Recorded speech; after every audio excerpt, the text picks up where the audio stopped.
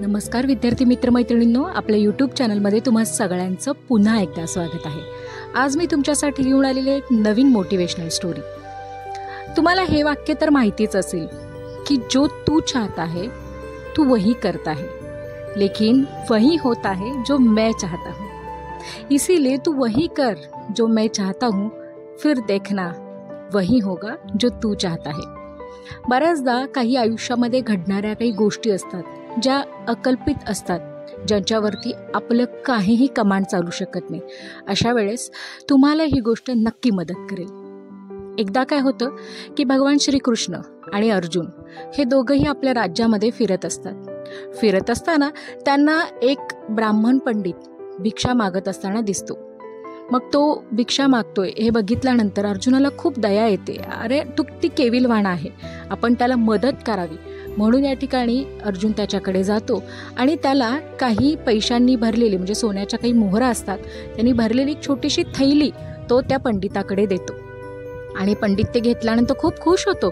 तो म्हणतो साक्षात भगवंताच्या मित्रांनी म्हणजे सखा यांनी मला मदत केली, म्हणून तो नतमस्तक होतो आणि ती थैली घेऊन आपल्या घरी जायला निघतो। घरी जात असताना त्याचं दुर्दैव बघा, वाटेत काही चोर लुटारू यांनी त्याची ती थैली काढून घेतली। तो घरी जातो। घरी गेल्यानंतर घडलेला सगळा प्रकार आपल्या बायकोला सांगतो। बायकोलाही खूप वाईट वाटतं की भगवंताच्या मित्राने आपल्याला मदत करायच्या दृष्टीने, भावनेने आपल्याला मदत केली, परंतु झालं उलटं। त्यांना खूप वाईट वाटतं। दुसऱ्या दिवशी हा परत भिक्षा मागण्यासाठी जातो। दुसऱ्या दिवशी परत अर्जुन त्याला बघतो। त्याला वाईट वाटतं की रे, कालच तर मी याला काही नाण्यांनी मोहरांनी भरलेली थैली दिली होती आणि हा परत भीक मागतो। अर्जुन त्याच्याजवळ जातो आणि त्याला विचारतो की कारण काय आहे। त्यावेळी तो पंडित त्याला सांगतो की काय करणार, माझं दुर्दैव बघा, माझं नशीब किती फुटकं आहे बघा, कारण काल तुम्ही जी मला मोहरांनी भरलेली पिशवी, जी थैली दिली होती, ती थैली घेऊन मी घरी निघालो होतो आनंदात, आणि वाटेत मला काही लुटारूंनी माझी जी संपत्ती आहे, म्हणजे तुम्ही जी दिलेली थैली आहे ती लुटून नेली, त्यामुळे आज मी परत हेच करतो।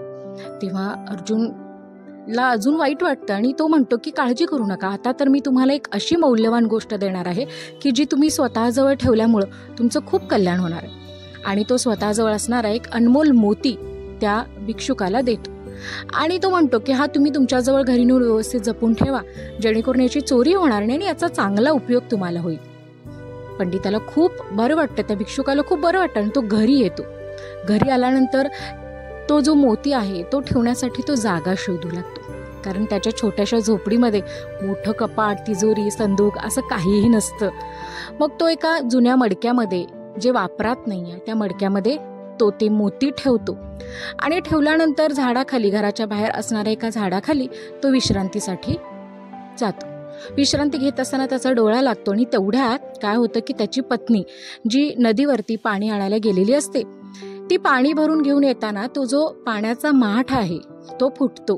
तो फुटल्यानंतर ती खूप आकांडतांडव करते आणि तिला खूप वाईट वाटतं, ती रडायला लागते आणि रडतच घरी येते आणि ती म्हणते की माझ्याकडे तरी म्हणजे आम्ही तर भिक्षा मागून खाणारी लोक, आणि आता माझं एकुलतं एक मडकं जे मी नदीवरून पाण्यासाठी, पिण्याच्या पाण्यासाठी म्हणजे घेऊन जात होते, तेही आता फुटलं, आता माझ्याजवळ पाण्यासाठी काहीही नाही आहे। तर ती घरी आल्यानंतर तिच्या लक्षात येतं की अगदी जुनं एक मडकं घरामध्ये आपल्या आहे।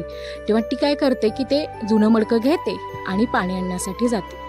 ती त्या मडक्यामध्ये बघतच नाही आणि ती काय करते की त्या नदीच्या पाण्यामध्ये ते जे मडकं आहे ते विसळून घेत असताना त्याच्यातून तो मोती निसटून नदीमध्ये जातो आणि ती ते पाणी भरते आणि घरी येते। जेव्हा ती घरी येईपर्यंत पंडित उठून बसलेला असतो, भिक्षुक तो उठून बसलेला असतो आणि त्याचं डोकं जाम ठणकायला लागलेलं असतं आणि त्याला तो खूप ओरडतो तिला, अगं तुला कळतं की नाही, तू बघितलं नाहीस का त्याच्यामध्ये एक मी मौल्यवान मोती ठेवला होता, जो मला आजच भगवंताच्या सखा अर्जुनाने दिलेला होता, कालही असाच प्रकार घडला आणि आज तुझ्या या गोष्टीमुळे म्हणजे एकूण काय की माझं नशीबच फुटलेलं आहे। असं म्हणतो. त्यांना वाईट वाटतं, पण आता पर्याय नाही आहे. मग तिसऱ्या दिवशी, चौथ्या दिवशी आता त्याचा दिनक्रम ठरलेला आहे भिक्षा मागून खाणं. असे 2-4 दिवस जातात आणि परत श्रीकृष्ण आणि अर्जुन हे दोघंही त्या राज्यामध्ये फिरत असतात. फिरत असताना त्यांना परत हा भिक्षा मागताना दिसतो. आता मात्र अर्जुनाला आश्चर्य वाटतं की मला एवढा मौल्यवान मोती दिलात, आता काय नवीन घडलं असेल याच्याबरोबर. तर ते त्याला जवळ बोलवतात आणि ते म्हणतात की काय झालं. तो म्हणतो की तुम्ही मला इतक्या अगदी काकुळतीने मदत करताय, पण बघा दुर्दैव माझं की पहिला तर चोरांनी पळवलं, आणखी नंतर माझ्या बायकोच्या मूर्खपणामुळे मला तो मोती गमवावा लागला. आता काय करावं. तेव्हा अर्जुन भगवंताकडे वळतात, श्रीकृष्णाला म्हणतात भगवंत आता तुम्हीच यातून काहीतरी मार्ग काढा. त्यावेळी भगवंत हसतात आणि श्रीकृष्ण त्याच्या हातामध्ये 2 सोन्याच्या नाणी, 2 सोन्याच्या मोहरा ठेवतात आणि त्याला सांगतात एक काम कर, ह्या 2 मोहरा घे आणि तू इथून पुढे जाऊ नकोस, तू जसा आलायस तसा पाठीमागे जा आणि तू घरी जा, तुझं कल्याण होईल. त्यावेळी त्या भिक्षुकाला आश्चर्य वाटतं की भगवंतापेक्षा तर भगवंताचा मित्र बरा की, कारण त्यांनी मला मदत म्हणून सोन्याने भरलेली छोटी थैली दिली, नाण्यांनी भरलेली, सोन्याच्या नाण्यांनी, आणखीन मौल्यवान मोती दिला आणि भगवंत खुद फक्त 2 नाणी दिलेत सोन्याची, यांनी काय माझं होणार आहे. असं तो मनातल्या मनात आगपाखड करत तिथून पाठीमागं निघून जातो. पण आता भगवंतांनी सांगितलं ना, म्हटल्यानंतर ऐकायला पाहिजे. मग तो निघून जातो आणि निघून जात असताना बघा वाटेमध्ये पूर्वीच्या काळी तुम्ही बघितलेलं असणार आहे की आता कशा वॉटर बॉटल्स असतात तसं कमंडलू असायचे. तर त्याच्या जवळ पाण्यासाठी कमंडलू होता. मग तो वाटेने जात असताना त्या 2 नाणे म्हणजे जो 2 मोहरा आहेत त्या हातामध्ये घेऊन तो विचार करत चाललेला. तर त्या मोठ्या थैलीने आणखीन मोत्याने काही झालं नाही, आता यांनी काय माझं होणार असं विचार करत असतानाच त्याला वाटेमध्ये ना एक कोळी जो असतो म्हणजे जो मासे पकडणार असतो तो त्या ठिकाणी त्याला दिसतो आणि त्याच्या जाळ्यामध्ये ना एक मासा अडकलेला असतो आणि तो मासा दिसायला खूप सुंदर असतो आणि तो जीव वाचवण्यासाठी असा तडफडत असतो पाण्यातून बाहेर काढल्यामुळे. मग या भिक्षुकाला दया येते. मग तो म्हणतो तसंही याचा काही मला वापर नाही आहे, हे काही जन्मभर मला पुरायचे नाहीत आणि किमान या बिचाऱ्या माशाचे तरी जीव असतील म्हणून तो काय करतो, त्या कोळ्याला ते 2 नाणी, तो ज्या काही मोहरा आहे तो त्याला देतो आणि दिल्यानंतर त्या बदल्यामध्ये तो मासा आपल्याजवळ घेतो आणि घेतल्यानंतर तो आपल्या कमंडलूमध्ये जे पाणी असतं की नाही त्यामध्ये त्या माशाला सोडतो आणि घरी घेऊन जातो आणि विचार करतो की आपण काय करायचं, आपल्या घराजवळची नदी आहे त्या नदीमध्ये या माशाला सोडून द्यायचं. आणि हे जेव्हा तो ठरवतो तेव्हा तो घरी जातो.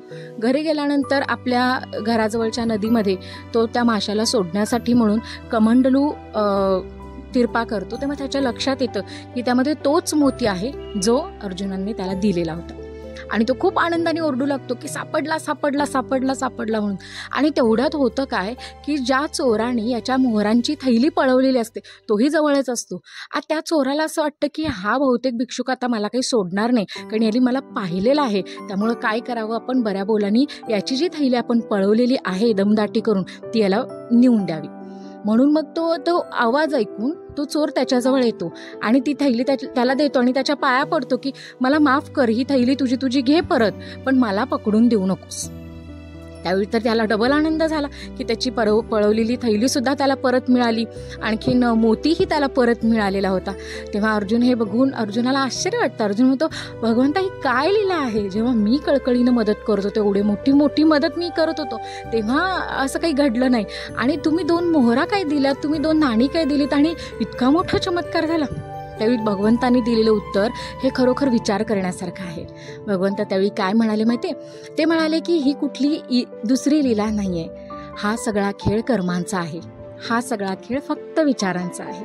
जेव्हा तू त्याला मदत करत होतास, म्हणजे भगवंत अर्जुनाला म्हणतात, जेव्हा तू त्याला मदत करत होतास, पैशाने भरलेली थैली त्याला दिलीस, शिवाय तू मोती त्याला दिलास, तेव्हा त्याच्या मनामध्ये ना ते घेतल्यानंतर फक्त स्वतःपुरता विचार आला, त्याने दुसऱ्यांचा विचार केला नाही. पण जेव्हा मी त्याला 2 मोहरा दिल्या, म्हणजे भगवंतांनी त्याला जेव्हा 2 मोहरा दिल्या, तेव्हा सगळ्यात पहिला त्याच्या मनामध्ये परोपकार करण्याची भावना निर्माण झाली.